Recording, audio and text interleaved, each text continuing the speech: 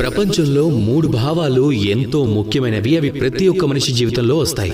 మొదటిది ఆనందం. దాన్ని మనందరం పొందాలనుకుంటాం. రెండవది క్రోధం. ఇది ఎప్పుడు వస్తుందంటే మనం మన వశం కోల్పోయినప్పుడు లేదా ఏదైనా పరిస్థితి మనకు అనుకూలంగా లేనప్పుడు. మూడవది దుఃఖం. ఈ దుఃఖం కూడా ఎప్పుడు వస్తుందంటే ఎప్పుడైనా ఏదైనా పరిస్థితి మనకు అనుగుణంగా లేనప్పుడు, లేదా మనకు ప్రియమైన వారు మనల్ని అర్థం చేసుకోలేనప్పుడు, అలానే ఏదైనా అమూల్యమైన దాన్ని కోల్పోయినప్పుడు, అప్పుడు ఈ దుఃఖం మన మనసులో ఆశ్రయం పొందుతుంది.